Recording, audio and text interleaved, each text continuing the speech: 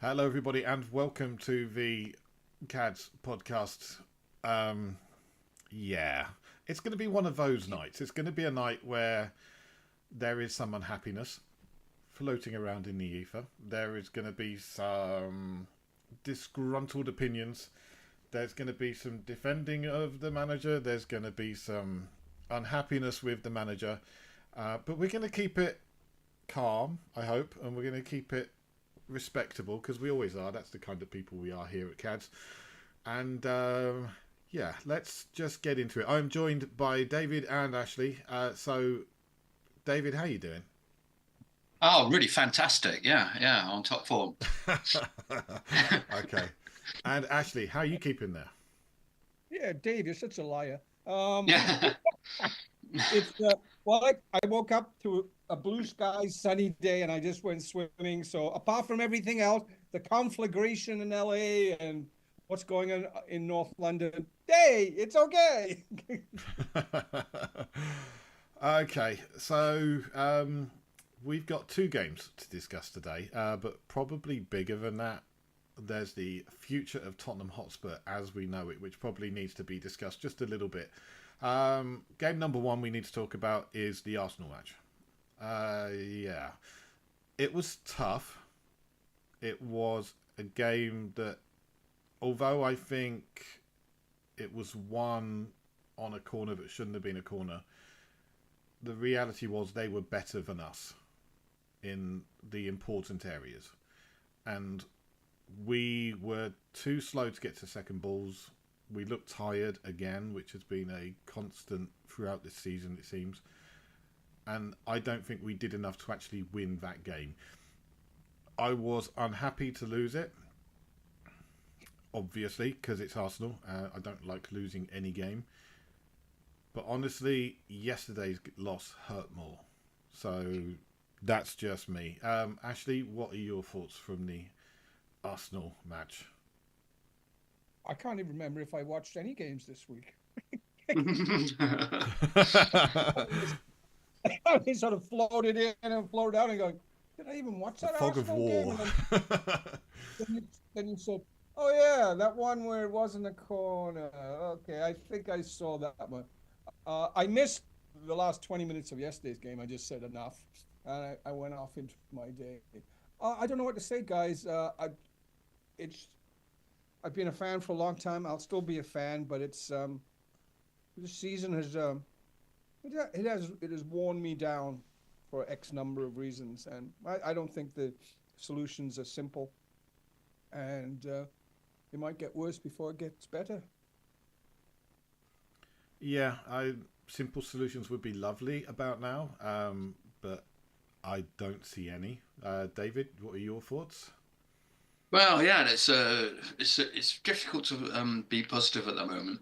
The Arsenal match, I completely agree with you. We got what we deserved, which was nothing. Yeah. But you know, the, the decision for the corner was pretty infuriating. Especially, I think it was yesterday. I can't remember which match it was. A goal got struck off because the ball had gone out of play during the build-up, and you're kind of going, so you can pull it back that far, but you can't pull it back when it's us. I can't remember what match it was.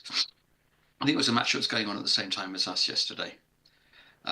It's just, apart from the bad luck, but actually, you always have to go back to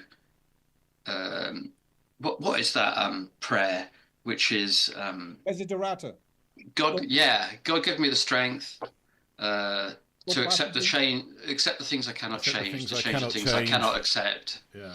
and recognize the difference between the two. And so it's all very well crying about corners that should have been given or shouldn't have been given, or sendings off that shouldn't have been or should have been. What or injuries piling up. Um,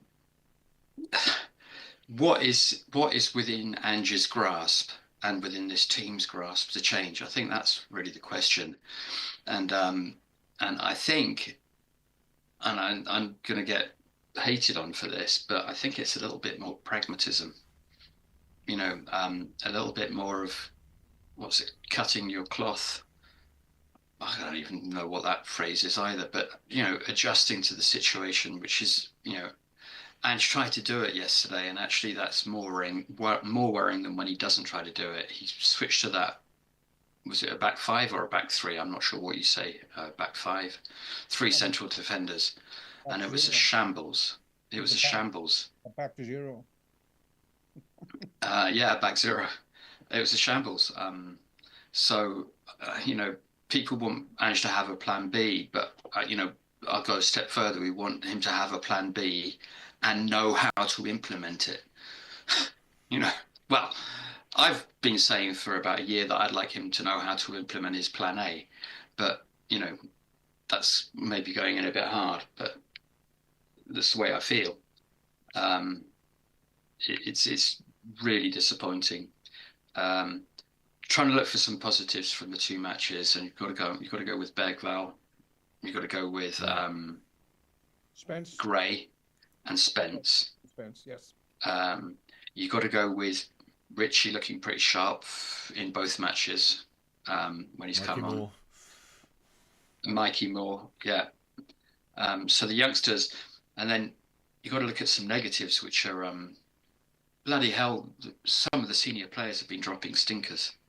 I'm treating Sarr as a senior player. That's 2 matches in a row where he's been very, very poor. Whereas he'd been really good some of the time this season. And tiredness is not the problem with Sarr because he hasn't played as much as the others. Maddison, he can't be as tired as the others, but goodness me, he's been poor. He has. And although I absolutely deplore the scenes at the end of the match yesterday, Sonny has been poor too, I'm afraid. Terrible. Yeah, terrible. So should we end the podcast on that then? I think I've said everything. Well, on that nice, happy, upbeat. No, let's try and wriggle on just a little bit longer if we can. I was discussing. Go on. One lad. Yeah, just before the season, I didn't know much what these new players, whatever. I recall saying that, you know what, I was expecting Ange maybe to get 3 years. I was saying, we should bite the bullet on this season. We've brought these young players in. Let's play them. Let's play some of the ones that you talk about, Stu. The academy players who were flourishing. Let's bite the bullet.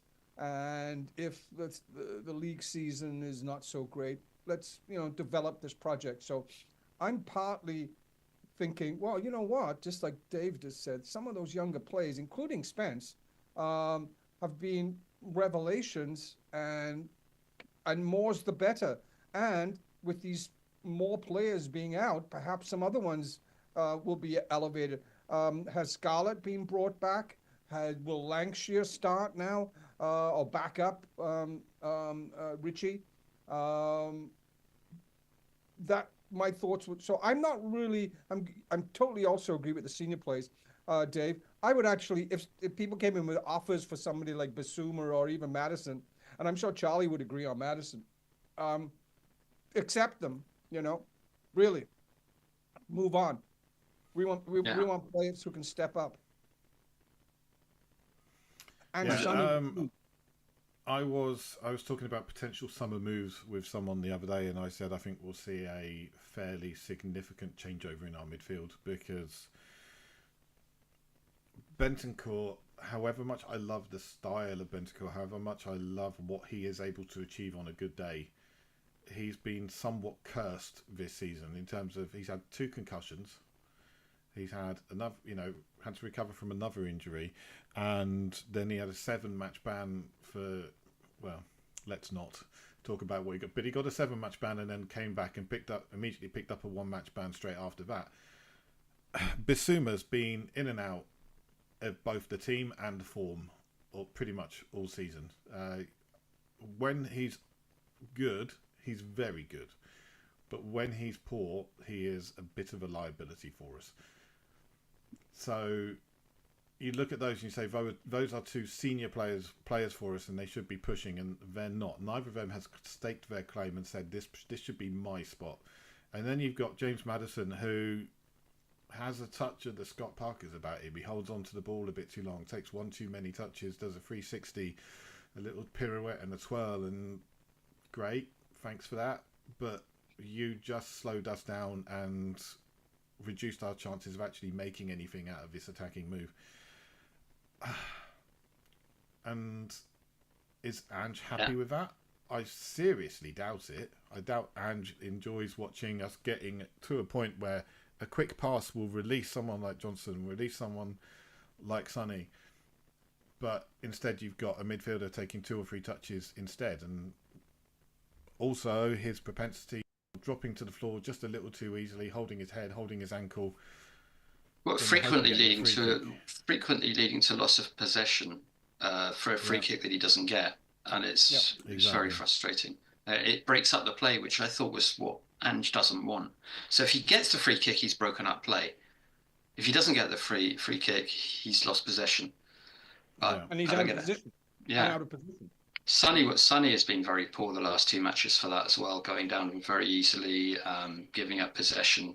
It's been disappointing. Just a quick word on Bissouma. I think I might be a bit of a lone voice here. I think Bissouma is not the answer to our number 6 situation. He doesn't have the concentration levels, and he's not consistent enough in that position. But he's getting it in the neck an awful lot for that second Arsenal goal. And to be honest, was it? Yeah, second one. Yeah. Let me be brutally honest. There's 2 things about that second goal. The first is Jed, who I love, played him into a situation where he had 3 players around him. Yeah. And when he turned in field to give the ball to one of his midfielder colleagues, they were nowhere. He turned into midfield to make a pass, and whoops, there's nobody there. And that's why he got turned. He didn't dally on the ball. Bissouma is guilty of that, and Bissouma makes a lot of mistakes. But I really feel that in this case, he got given the ball with 3 players around him. He turned to give the ball to Bergvall, or I think it was Maddison on the pitch at the time, and they were all way up the pitch, not in support at all. So that was the first thing where I think Bissouma is not really 100% at fault for that goal. And the second thing is, I'm really sorry, but Kinski, I'm sorry, but both those goals are to a certain extent on our new goalkeeper. He misjudged the trajectory for the cross, or got blocked off too easily. Depends how you want to count. He did both. He got blocked off from getting to the ball when he readjusted, but he also took a step forward when the ball was being flighted in, which meant he had a long way to go back and was never going to get there. So that was poor, and for the second goal, it was awful. It was awful. And I tell you what, if Fraser Forster had done that, the brickbats would be everywhere. It's So I'm not getting in on Kinski. I kept my powder dry last week when we were all talking about how he's the future of the club and everything, because I was thinking, well, we haven't really seen him all that much yet. That was worrying. Those 2, especially the second one, was very, very, very, very. It was a soft goal. That's another reason why I'm saying Bissouma. Is it really on Bissouma when the goalkeeper lets it bounce over his arm? Is it? Okay. Good points, Dave. Just on that, Dragishin, and he's been playing too many games with no rest, and he's probably playing injured. Understandable. He didn't cover Trossard after that kerfuffle in the midfield. He just sort of jogged over. He also, speaking of that goal with Kinski, he lost his man. He lost Gabriel for that header. He lost him for that. And yesterday's game, what was he doing? Not even making a tackle or some sort of interference on the guy who scored the goal, Najaji or whatever, yesterday. So three straight goals in a row. Was he kind of sloppy at it? And it could well be he's injured and he's just been playing too many games. I would give him that, and he is new, same as Kinski, Dave. He's brand new to the Premier League. Yeah, I'm not going in on Kinski. I'm just saying. Like you were. But no, I'm not. I'm just, after one match, it was too early to be saying he's the best player. After 2 matches or 3 matches, it's too early to say he's shit. I'm not. I'm just putting a little bit of perspective on it. You know, you're right. He's young and he's got to learn, and he's also coming off a month off football. I think they had their winter break for 2 or 3 weeks in the Czech Republic. So none of it's conclusive. I just sort of ameliorating the situation for Bissouma, really. Yeah, it's really hard to find positives. I think Bissouma played a slack pass. I think there was an option there to turn back inside and give it back to Spence. Yeah, Spence shouldn't have given the ball to him. Spence had gone bombing up the left wing and wasn't available for the return ball. It was one of those calamity of errors that we've seen just too many times this season. And the same thing with Sarr against Everton. Yep. He just played the ball almost blindly and it got picked up and we paid for it. There's a really good option. Change the whole game, Stu. Change the whole game. It does. Goals change games all the time. But I don't know if you guys have read it, but there's a really good article by Prof Spur on Substack. I'll send you the link later, and he talks about please do. Goals against and our XG against other teams' XG or our XG against, and we're not actually that bad. But I come away with it and going, are we giving up fewer chances, but giving up better quality chances? Because it all stacks up, right? And you might have a side who concedes lots of long-range shots, in which case the XGA will be low for each shot, but you keep on stacking each one up and it can get higher and higher and higher, right? Maybe we're not giving up many chances, but we're giving up too many easy chances. And there have been a number of games this season where you go, that was just too easy. I thought the first game against Newcastle, it was just too easy, the goals we gave up. The Leicester game, it was just too easy for Vardy to score. And I think there are problems with us giving up chances that we just make it, almost lay it on a plate. Here you go, have a chance. And have a goal. Yeah. Have a goal, almost. And it's all right, we can score more than you to win the game. And not often this Dave, season, not often enough. Dave, you can explain to me what XGA is, right? It's that expected goals against, isn't it? Oh, expected goals against. It's the XG. It's the XG of the other team, basically. Oh. Yeah. More or less. So yeah, it's worth. I will send you the article afterwards. I'll put it in the forum. It's a very good article, and it's one of these things. Just goes. Is that down to the quality of the team, the quality of the players? Because if you look at the XGA, the expected goals against, it went up massively after Romero and Van de Ven got injured. We're at something like 1.7 expected goals against before they got injured. We're now at something like 4.5. Yeah, I think there's two things that we've lost losing Romero and Van de Ven. Number one is both of them are very proactive in their defending. They snuff things out and they'll put a boot through someone if they have to. And the second thing is that at least one of them, but I think both of them, but one of them's extremely fast and one of them is quite fast.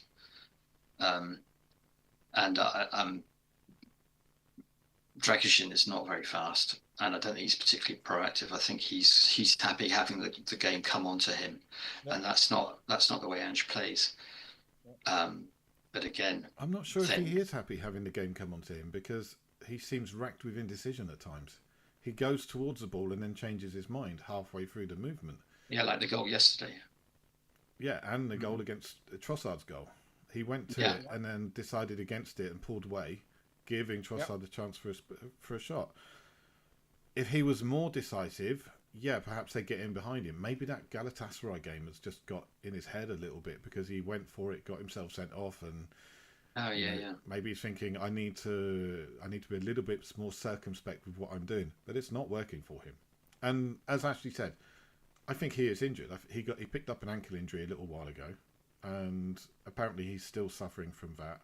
And of course, yesterday he came off after getting a whack in the face, but frankly, he didn't deserve to come back out. Well, I think that was Ange masking the fact that he'd fucked up with his tactics in the first half, and Dragishin having a cut on his head, a nicely looking cut, meant that he could take one of the central defenders off and put it and go back to a back four without saying, "Oh, I done fucked up." Yeah, But he could have done that also without changing anybody. If he'd said, "Okay, Pedro, you go back to right back. Archie Gray, you go into midfield." That would have yep. resolved the entire issue. We could have gone back to our standard shape, our standard way of playing, and you wouldn't have known the difference, frankly. So yeah, not ideal. That brings us. Well, now let's talk about Redo Dragusin a little bit more. I thought he deserved to go off. I didn't think he deserved to come back out after that first half. For me, he was involved quite heavily in all three goals. He was indecisive. He didn't put himself really in the way, which for a guy like him who has done well at that in the past and putting himself in the areas where it could hurt and getting himself in the way of the ball, it was quite disappointing to see. He held back and it hurt us as a side.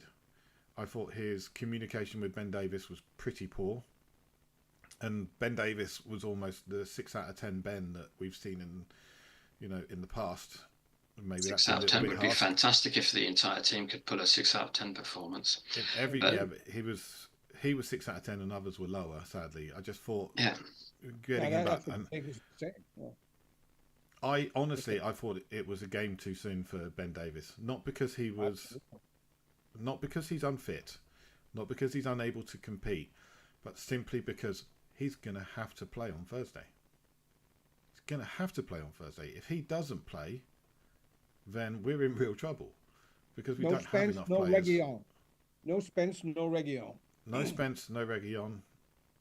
Archie Gray can. Well, where's Archie Gray going to play? He could play left back. He's done it before for us in the Europa League.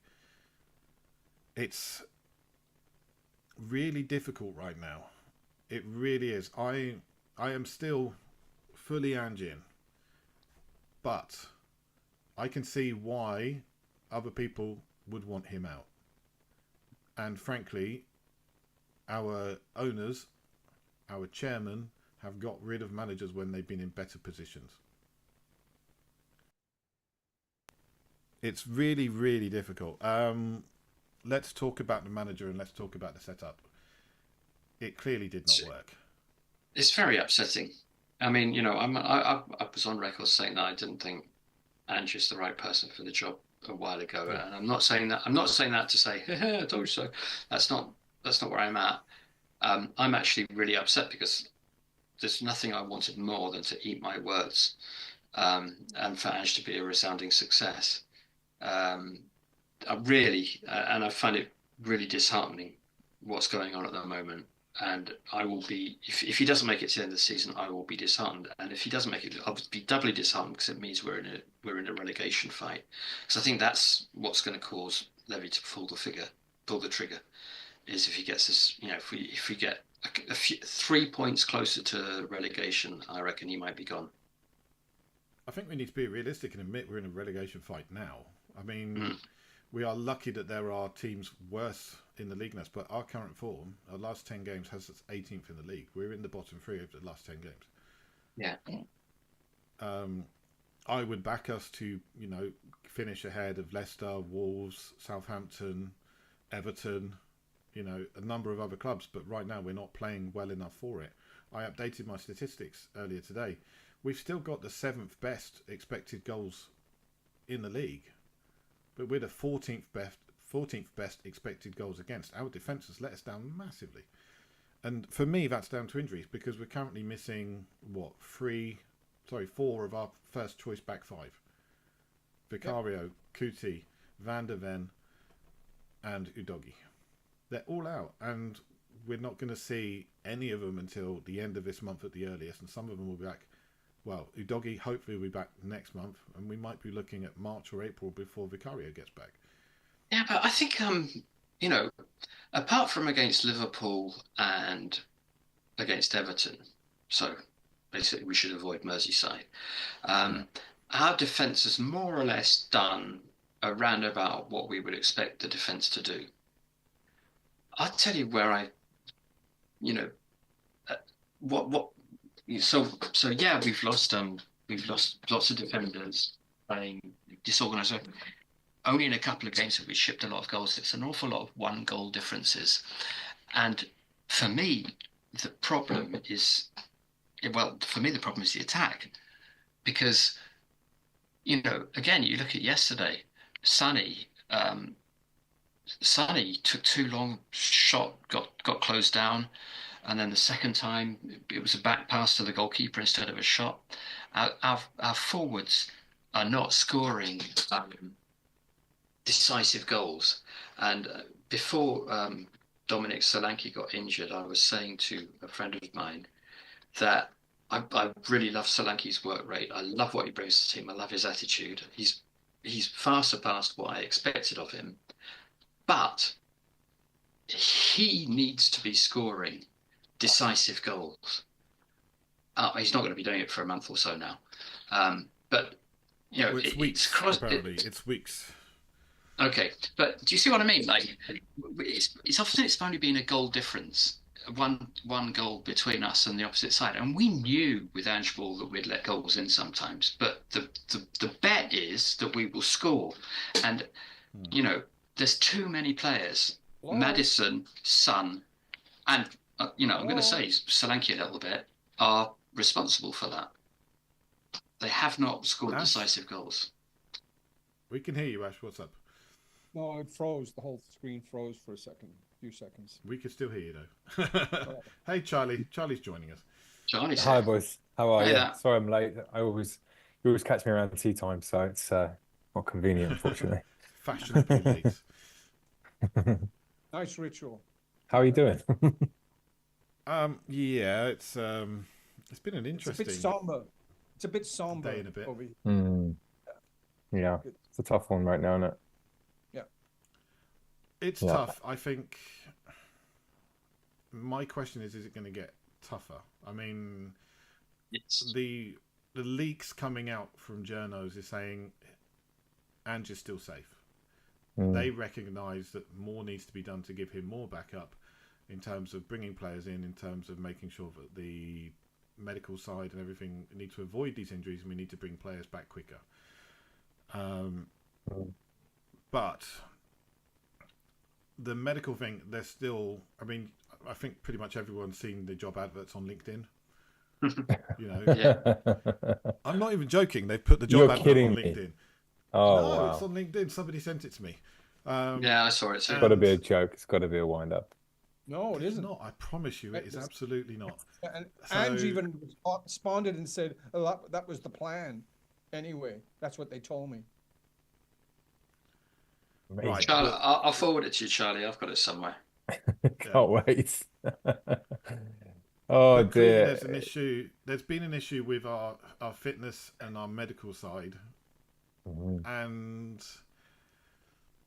this is one of the areas where I think Ange is culpable. I think there are a number of areas. I mean, I said earlier on the forum today, I think there are only 3 games this season where I look and go, Ange done screwed up there. Yesterday was one of them. Galatasaray game, I thought he started a side that was too weak. And Brighton, I thought he didn't adapt quick enough when they came out of the blocks flying in the second half. And for me, Ange done screwed up in all 3 of those games. But the rest of it comes down to the players are knackered, the players are injured. We're relying on young players or players that are absolutely, completely knackered because they've been running their socks off 2 or 3 games a week for 3 months. And I don't think anybody else has had our kind of schedule with the number of injuries that we've had.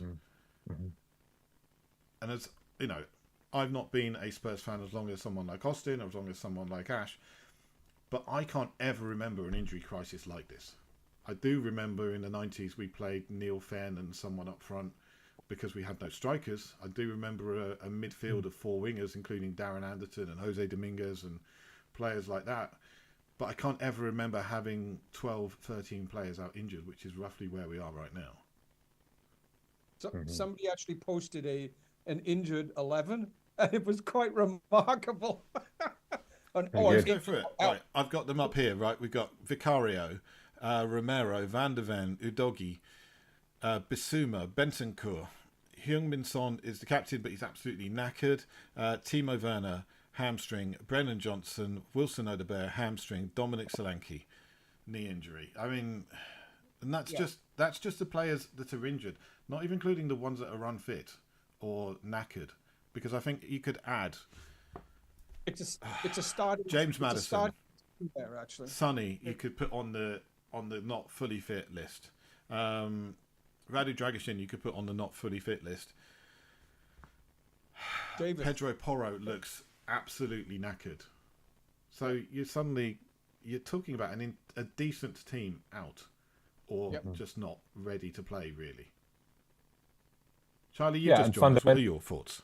Fundamentally, we can't play the game that he wants us to play with that level of tiredness, both mental and physical. It's not, Ange's screwed both sides now, because he's not only is he getting criticized for the fact that he can't quote unquote learn the Premier League and adapt, but he's also can't even play the game that he wants to play because, just like last season, he's hit with 10 injuries, and it's not that we can't field a good team. I mean, certain people are saying, like Jamie O'Hara and certain other people are saying, well, this is still a really, really good team. And I'm like, well, it's not really. It's not, because we need those backups. We need them to come on at 60 minutes and they take the game to the next level. It's where we scored a lot of our goals in the last half an hour. Second half, we're usually deadly. Certainly in the first half of the season, second half, we usually picked it up. Now we don't pick it up anymore. It's all about playing 15, 16, 17 players through the 90 minutes. And you cannot, the injuries are so much worse than personnel. It's the whole game that that Ange sets out to play is completely, it's the reason we haven't won in so long, or it's been so difficult, is because we have tired players and we have zero backup. And you can't blame that on, you can pick out certain little bits and bobs about it, but there are 10, 11 injured players right now. I don't understand how, I'm surprised that Ange hasn't come out and said, look, the game that I play is this. I think he'd probably be giving too much away. That's the only reason he hasn't said it. And he's just taken all the blame. The game I play is this. It's front foot. It's very, very, it's high intensity. But I'm playing with, Son, who is, 32, and Solanke, who's now injured. He played every game for about 4 months. And then you've got, Decky, who shouldn't even be playing there, Brennan Johnson, to complete the front line. And it's just not, we don't have the players to play his system. We just don't. And I don't think that if you bring someone like Ange in, and he can take all the blame he wants, on his shoulders, that's fine. But until he has the personnel at his disposal and a fully fit team, I just don't see the point in firing. Even if he loses, even if he finish 15th, don't win any of these games, there's just no point. It's just, who are you going to bring in? Who's going to do any better? The team isn't there. Most of our first team is not there. Again, it comes down to Ange's head on the block, and I can't see how that's going to help anything at this point, to be honest. It's just not Ange. It's not him. He's just. I can't even imagine who could possibly come in at this time. That's it. That's the thing. A few more matches and we'll get Sam Allardyce in, but well, somebody asked yesterday, for those of you that are Ange in, what would it take for you to change your opinion? And I said we'd still need to be struggling like this with our first choice centre back pairing back and fit. If we were still struggling like we currently are with Romero and Van der Ven, then at that point you've got to admit there's probably a bigger problem here. And I still think there is an opportunity, and that door is closing every single game. But there's an opportunity for us to turn things round, end up with what could be looked at as a successful season by winning one cup, and coming away from this with having learnt something.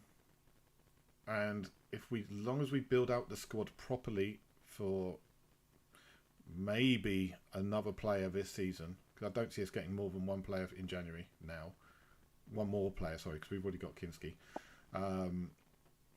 But the summer is crucial now. The summer is absolutely crucial because I am baffled, if Stu, that Ange they is haven't the brought guy, someone in. we need to back him. If Ange isn't the guy, we need to bring someone in who will be able to carry on his work and playing the way that we want to see it played. We cannot do another switcheroo where we go from Pochettino to a Mourinho.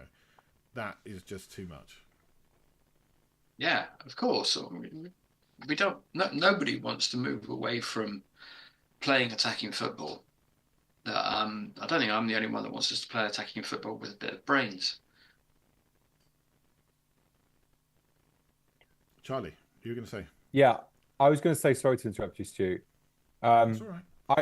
I think the best sort of backing of the manager would have been to be in the market. You can't tell. I mean, Man City are Man City, of course, but they have been very, very active in this market because I feel like their fans were demanding it and their team were demanding it. That's what you call proactivity. I mean, there is proactivity. There should be proactivity right now at Spurs, but there's none. That's my biggest concern is that, if Ange is vetting all these, these incomings, they're holding out on, bringing anybody in that Ange likes because he is still on trial. So that is my slight concern because if anybody needed players, it was Tottenham. If anybody needed a right wing and a left back, it was us. A right wing and a left back right now, you could probably lose a few games and still be upbeat about the project. But I feel like Ange is out there by himself right now with half a squad, and just constantly giving excuses that sort of negate the point, which is he hasn't got his players at his disposal yet. So back to your question, like what would it take for me to say Ange out?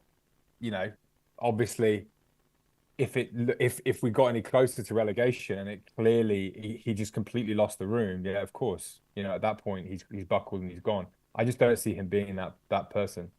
And as we get a trickle of players back in from suspension and from injury, I can't see this run continuing. So I'm confident either way we'll start next season with Ange and hopefully with a decent squad. The only thing is that January window was an opportunity, and I don't think they've listened to the room. I don't think they've read the room at all there on that one.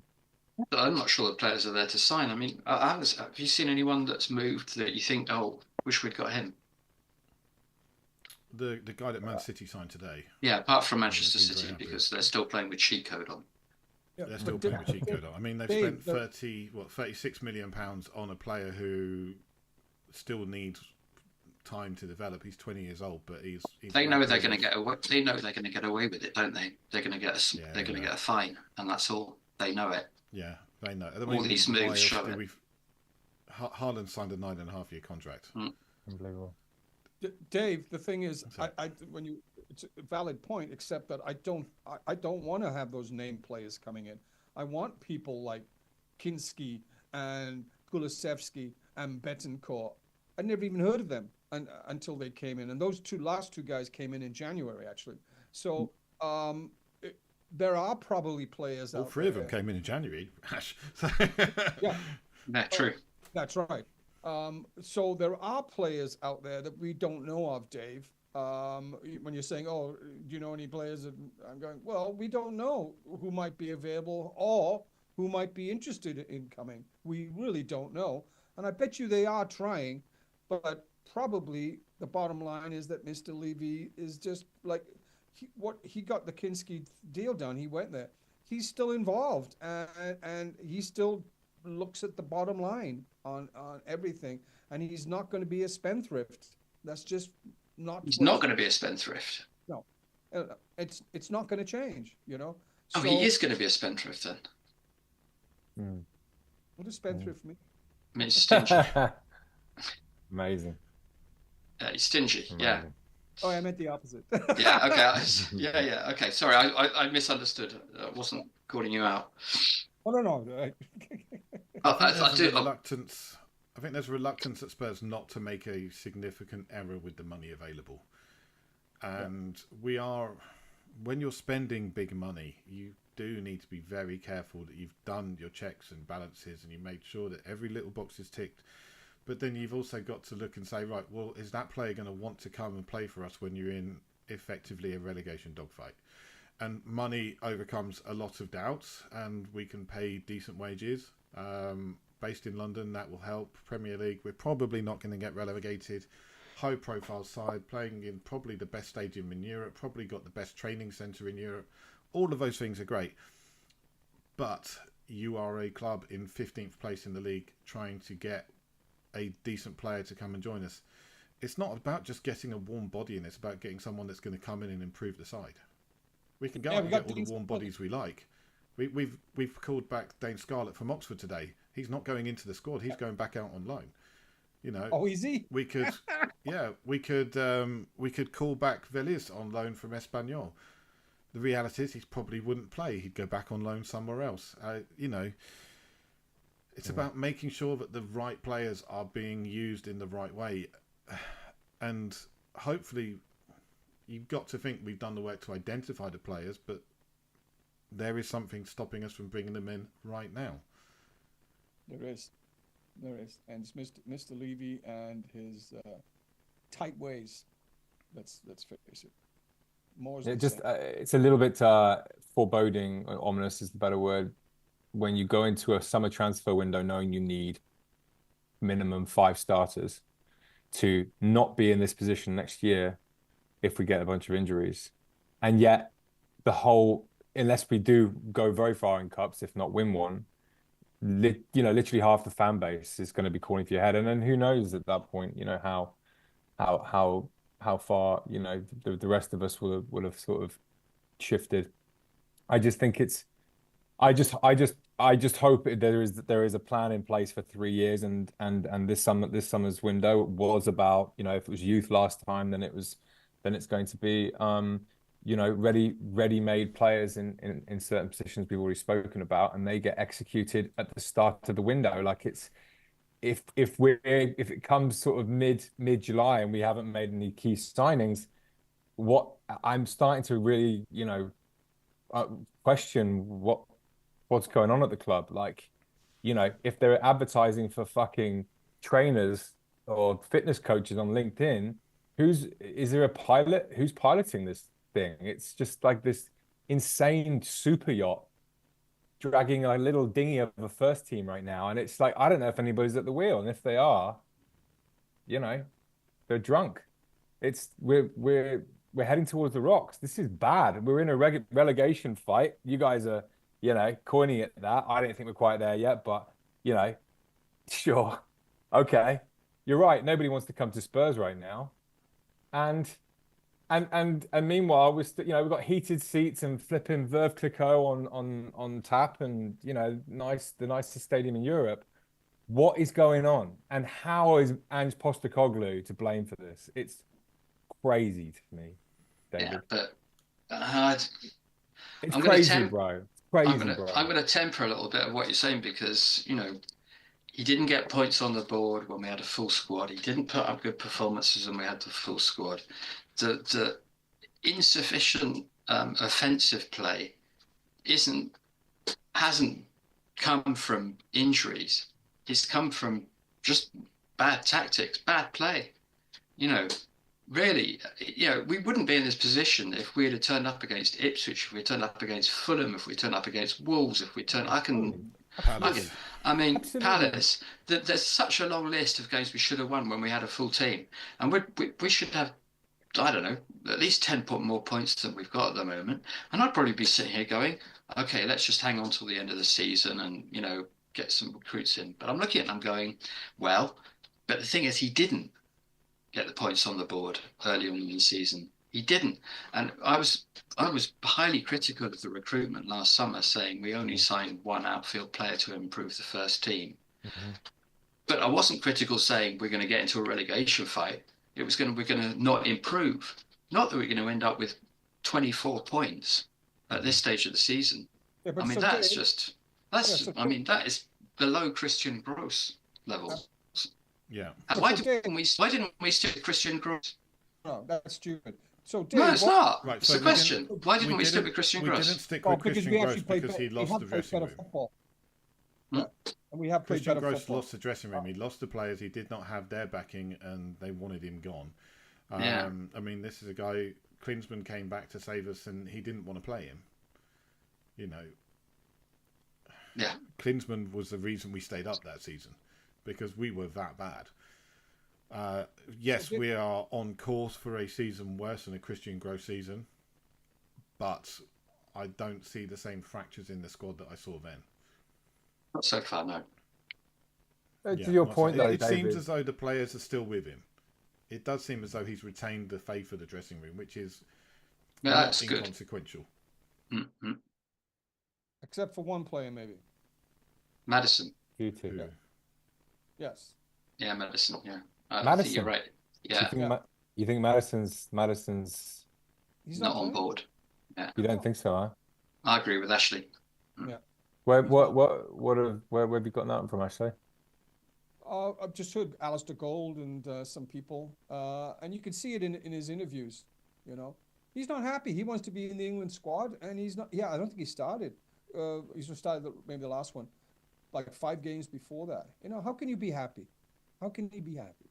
You know, he can't be happy. He was gutted. His interview yesterday, he looked absolutely gutted for the result and the performance. He looked like that hurt him. I hope so. I was listening to on the radio. should be. I didn't hear his name mentioned once in commentary, not once. And I forgot he was playing. when he was on the when they mentioned that he was in the team, I'm like, oh, they must have substituted him at half time on. No, he was playing that whole first half. Didn't know he was on the pitch. No. I was the same as you, Charlie. I can't remember. It was about half an hour into the first half. Suddenly saw Madison play a pass, and I turned around to the guy next to me at the pub, and I went, "Do you know what? I totally forgot he was on the field. I had completely forgotten he was playing. It was incredible." And the other issue, and this bug has been bugging me all season, is Sonny. It's been bugging me all season because he's not doing anything. He scuffed that one goal, and he's not doing. He had 2 1-on-1s. We were at 1-0 down, and he had a chance to tie the game, and just shot it at the goalie. Sonny. There was a period. He's fallen off. There was a period where you were unsure who you would rather have in a 1-on-1, Harry Kane or Sonny, because they were both that good. They were both lethal 1-on-1, and right now, Sonny just does not look like the same player in front of goal. I'm pretty sure it's down to fatigue. He's been way overplayed the last 4 years. He needs time off. I sincerely hope that South Korea have absolutely nothing going on this summer, because that boy needs a break. Can I ask, because I didn't watch the last 20 minutes of the game yesterday. You missed the best part of the game as far as we're concerned, because that was our best part. I saw the highlights, but the highlights are not good enough. I could have gone back and watched it. Mikey Moore, did he actually contribute way more than Sonny did for Sonny's 70 minutes? Yeah, definitely. He did. He was really good, Mikey Moore. Quite apart from the assist for Richarlison's goal, in general, he was a bundle of energy and movement and tricky dribbling, tricky passing, getting to the byline, cutting the ball across. It's hard to. I'm tempering my praise because, as Charlie knows, I don't like to get carried away.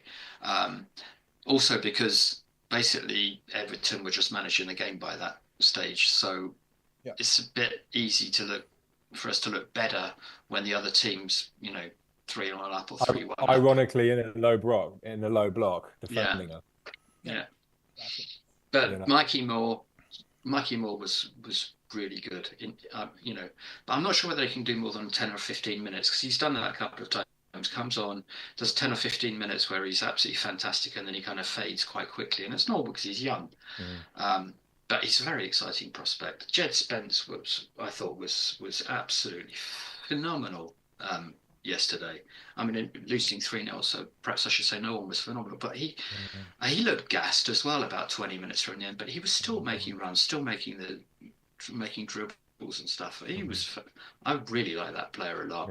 He's been our best defender since Ange, which begs the question, beyond the muscle injuries, Ange is slow to pull the trigger on starting some of these guys.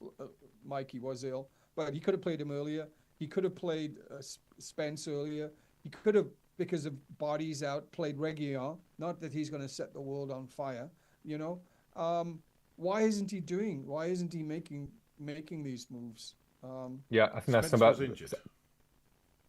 Spence had an injury earlier in the season when Yeah, most of our players were fit. Spence was injured, so he came since then- back as players There's- started to drop. I think he could have been brought in earlier.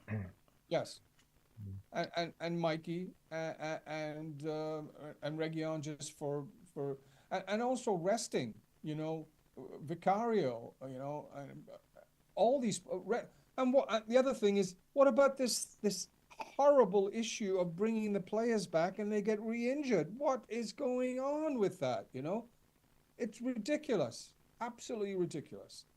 Well, I think because I keep seeing people mentioning Romero on that list, and I don't think that's fair to Ange or the medical team, because Romero was out with like a foot injury, an impact injury, and then he came back and he got a muscle injury. So one of them's got nothing to do with the other. It's not about him coming back too soon. Van der Ven, though.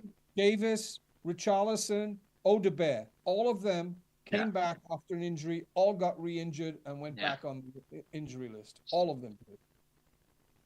Well, I mean, they won't do that again, will they? So, well, they might not have any choice.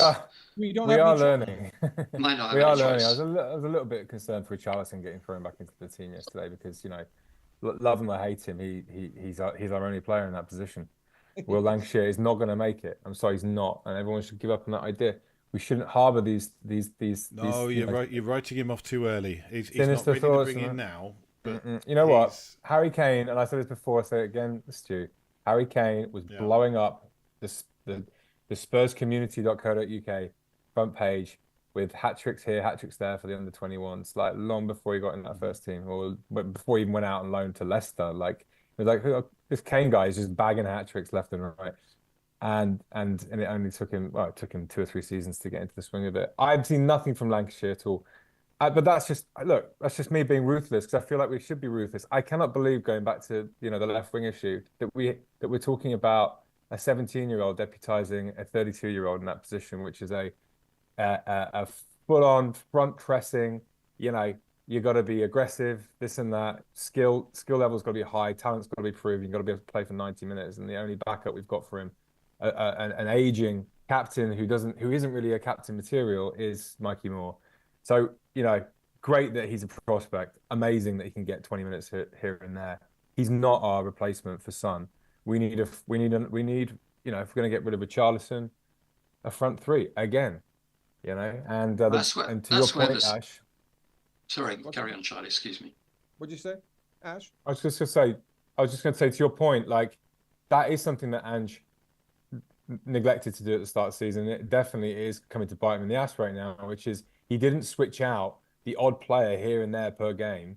You know, he could have played Spence, he could have played Reguilon, but he largely played the same front three and back four the whole first half of the season until everyone got injured. And then he had to play everybody else who had no idea how to get up to speed.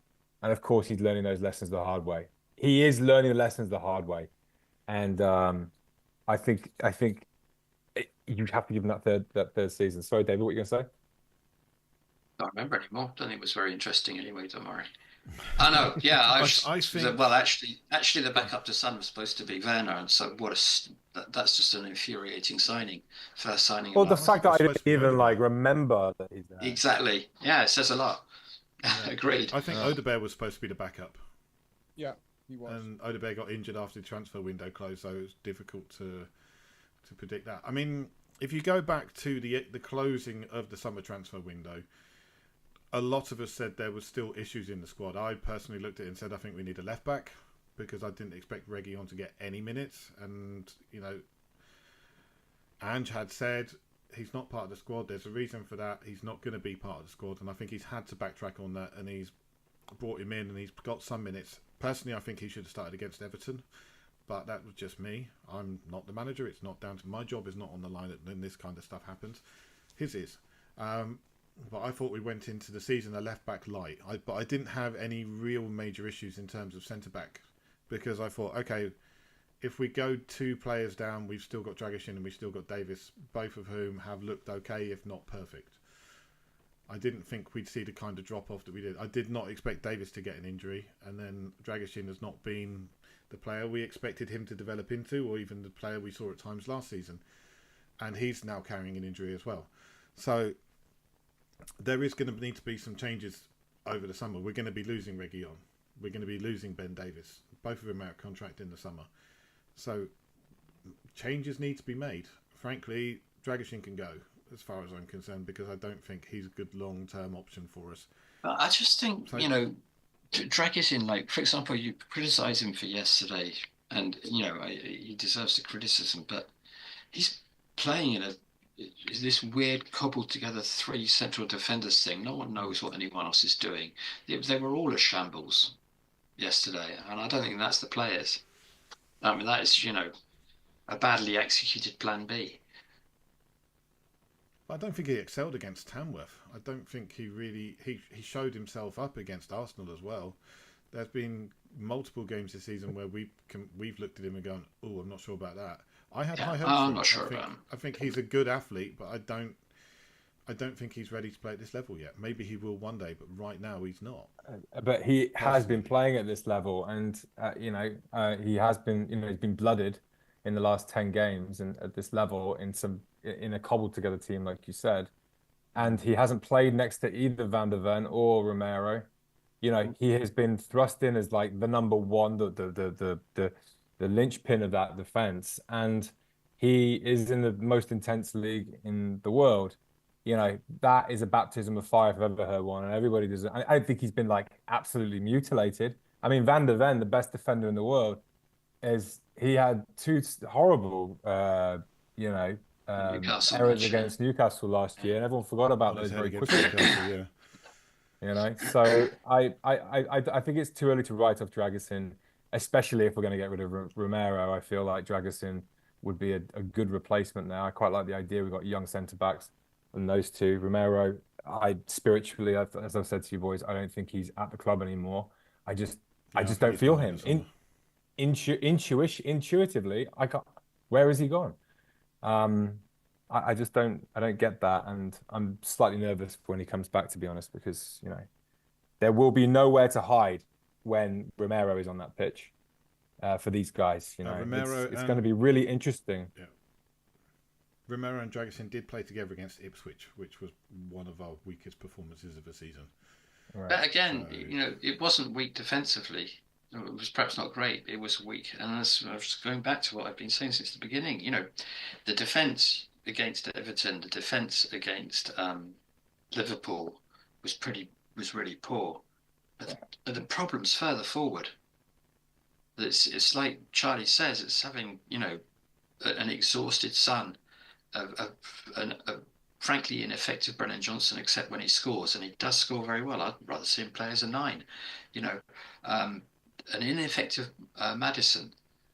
It's going forward. We're so ineffective, and that's when I lost patience with Ange. It was after the Arsenal match. It wasn't about the defending. It's not about being naive. It's about not being able to.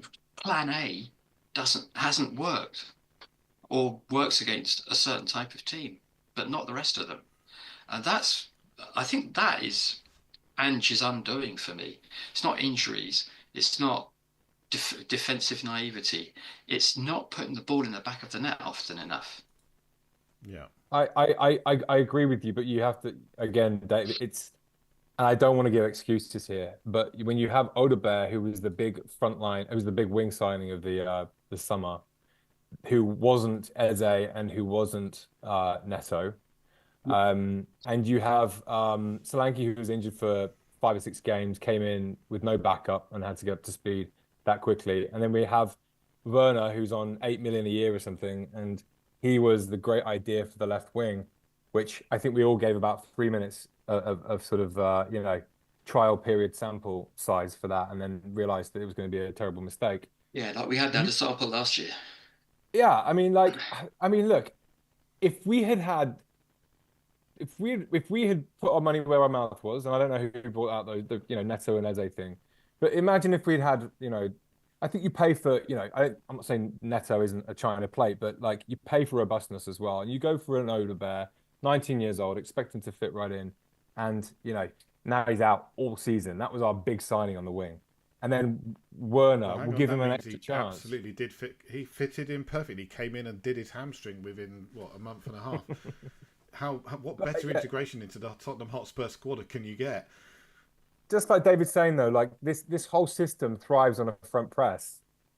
And the only person who can do that is Solanke. And we were clearly fucked without Solanke yesterday. Even I could hear it on the radio. We were just screwed from the front forward. And just like David said, like if you don't have that front press, it doesn't matter how good the defense is. The defense is an offensive defense, And if they're asked to sort of sit back, they're fucked. Even when we got the ball, we were ineffective because we had no focal point. When Richarlison came on at half time, suddenly we had a focal point. We looked totally different, yeah. One small note I think we do need to bring is the referee fucked us over absolutely again. There is no way we shouldn't have got a penalty. The guy had two hands and gave a shove in the back of Sonny. It's a penalty. It's a penalty every single day of the week. For a smaller shove, he gave Bergvall a yellow card. Yeah. In the pub, I said if that's a yellow card for Bergvall, that would, I agree. Yeah. Kulusevski as well got penalised for us, coming together, which was very, very similar. Yeah. You've got to be fair. It just, the ref was bad throughout the match, and frankly, I'll be honest. I thought Sonny went down a little bit easily, and it was a bit soft. And if that had been given against us, if it was the other way around, I would have been incandescent. But I completely agree that if that was a yellow card and a free kick for Bergvall's foul, then that was a penalty. It's one. It's either both or it's neither of them. It's not one and not the other. It's unbelievable. Referee fact, we fucked ourselves over. We screwed ourselves over. What is within Ange's grasp? Referee competence is not within Ange's grasp. David, I'm sensing a little bit of Ange about you this podcast, I have to say. No, I think I've been consistent from the get-go, which is that I don't think he's the right guy for the job, but I really want him to succeed. I want him to prove me wrong. I'm very, very sad to see what's happened, and I certainly didn't expect things to be this bad. Right. No, you're right. Let's say, heaven forbid, I don't want him out. Talking personally, let's say that Daniel Levy decides now is the time to pull the trigger. Who do we end up with in a week and a half's time? Ryan Mason. We're not going to get anyone in. Yeah, that's why he can't pull the trigger. He can't. Right.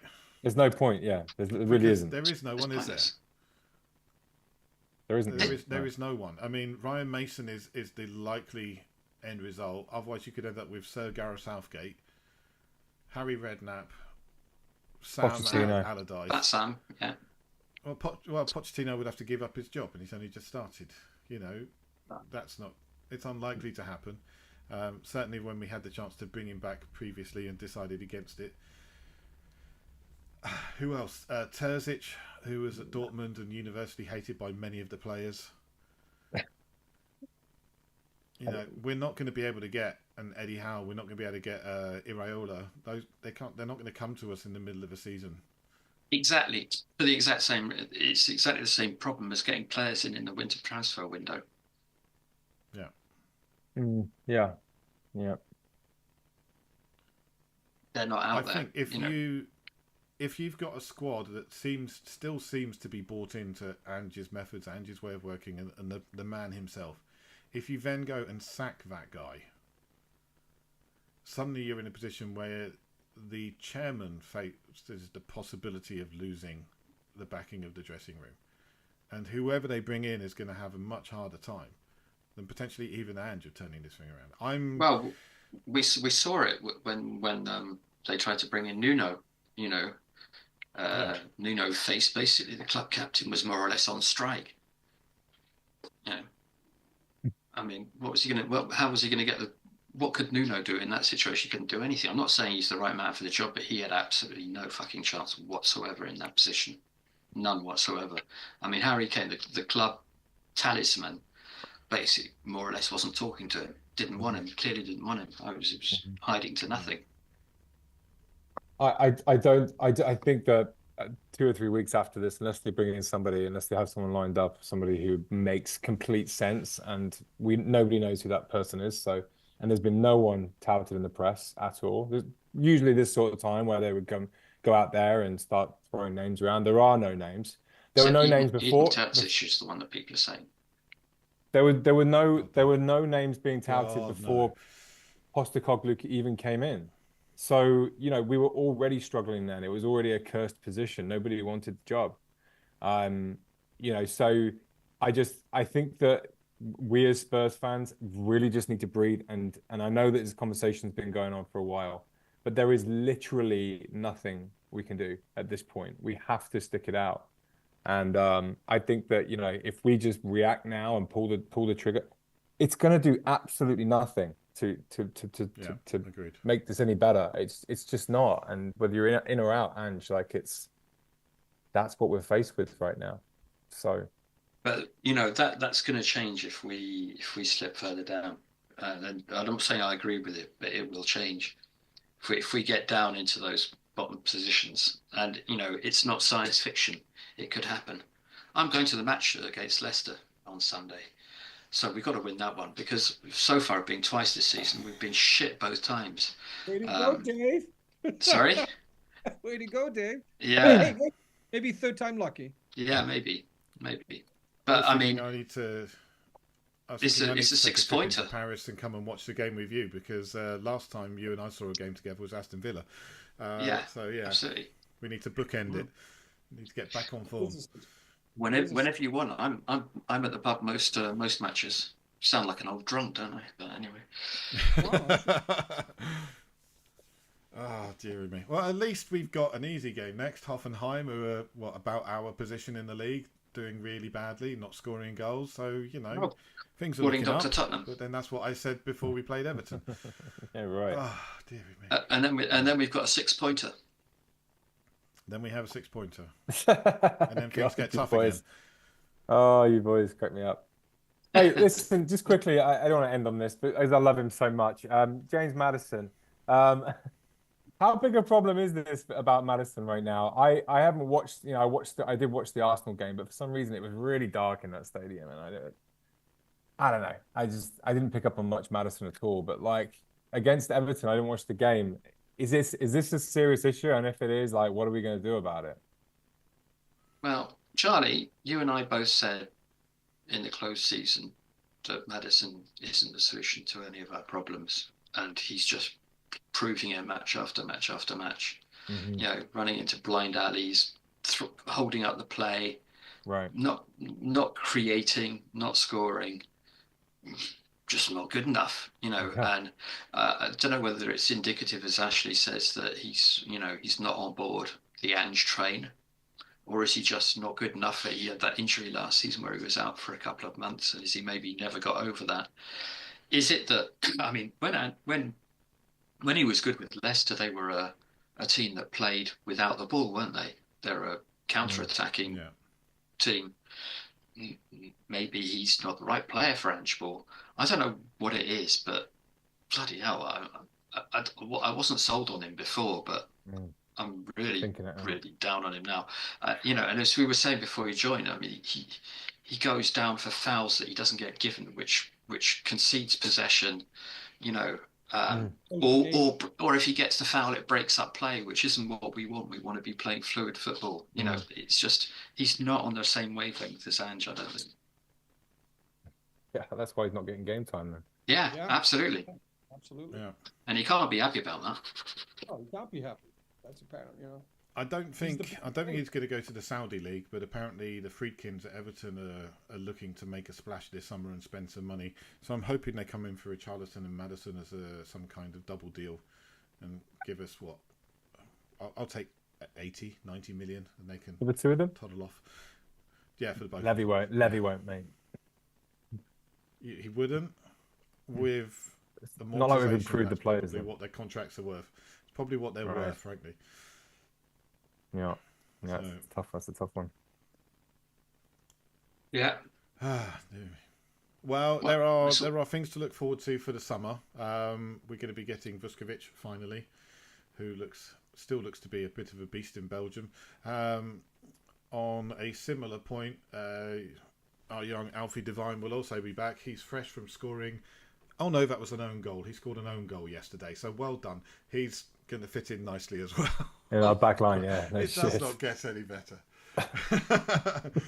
But yeah, we've got 3 games left this month, all of which should be winnable. Then things get tough again, and we've got Liverpool at the start of next month. We've got a goalkeeper out. We've got a goalkeeper. Oops. We've got a goalkeeper out on loan in one of the lower leagues. Keeley, who's Josh Keeley. I think he's kept. Has he kept 7 clean sheets or something in a row or something? No, he's kept 11 clean sheets in 15 games. Yeah. Wow, that's amazing. It's amazing. He's kept the second highest number of clean sheets in the league. Only one goalkeeper has kept more clean sheets. They've kept 13 clean sheets. They've played 10 more games. I think he might have scored more goals than he's let in, because he scored as well, didn't he? I don't know. Did he Oh score in my the penalty god, who box? is this guy? I think so, yeah. Yes, you're absolutely right. He did score. It's like a character out of Billy the Fish. Corner, didn't he? Yeah, he did. That was in the FA Cup, wasn't it? Yeah. He's also saved a penalty, and I believe he's got an assist. Well, Yeah, He's got the all-round season. he's not coming in, so forget No, about it. I'm just trying to end up on a positive note. On a positive note, yeah, absolutely. What league is that again? What league I is don't that? know. It's the league we'll be League in One. soon, probably. League League One. One. We're at least 2 seasons off that. Hey, can I make a point? And this is probably before Charlie and Stu were born. It's just you and me, Dave. 77, 78, Birkenshaw's first season. By the way, he was the last Tottenham manager to win us multiple cups. First season, he took us down to Division 2. In that Division 2, we got promoted by the skin of our teeth. By the skin, I think on the last day, we got promoted back to the first division. Birkinshaw, he was here. LA Spurs had a dinner with him. Great guy. Well, the stories are unbelievable. He went to Argentina to get Diaz. Diaz said, "I'll come. Can I bring my friend?" And he brought Ricky. He brought us up, and we went on the best run in the last 40 years. Well, I think he won 3 cups in the early 80s. So he took us down. So I actually always envision, well, what's the worst case scenario, you know? And I go, yeah, okay, well, we survived it with Birkinshaw. We can survive it. So if the worst case scenario happens, I'm still on the Tottenham. Well, just for the laughs, actually, the season we got relegated was the season I started supporting Tottenham. There you go. We got relegated the first season I started following us. I hate to tell you guys, that was the year I was born. So Or something like that. Yeah. Shut up, all Stu. right. To try and finish things on a slightly more positive note. That was I Ashley's looking attempt around at trying finishing. to. Yeah, it was. I was trying to find some can deal with anything. positivity in this. I was trying to find a list of managers that had struggled throughout a season, managed to turn things around and go on to greater success. Top of the list, Sir Alex Ferguson. Ferguson, yeah. Was 1 game away from getting the sack, turned it around and went on to dominate English football for many, many years. Zinedine Zidane, in his second spell at Real Madrid, struggled to get out of the group stage. His job was looking very dicey for some time. I think he dropped down to 5th in the league, really low for them, and managed to turn it around and ended up winning the Champions League again. Staying with Real Madrid, Carlo Ancelotti, again struggled in his second season, but again has now turned things around. It's put together a very good looking side. Pep Guardiola did not deliver to expectations in his first few years at Manchester City. Now he's probably at the same level as he was when he first took over, because he's not delivering to expectations now, but he's then went on to win 4 consecutive Premier League. Finally, and let's not enjoy this one too much, Mikel Arteta came in, spent a load of money, dropped down, was 8th, 7th, 5th. Now won a cup in his first season. Yes. He won the COVID FA Cup. It doesn't count, but there is hope If Ange can get things right, if he can turn it round, if he's still got the players behind him, if we give him the backing he deserves and he needs, then maybe, just maybe, we'll be celebrating a Premier League title within the next 3 seasons. We're going to call it an end there. The boys are going to be laughing at me. Thank you very much, everybody. Have a good night. A goodbye. Come on, you Spurs.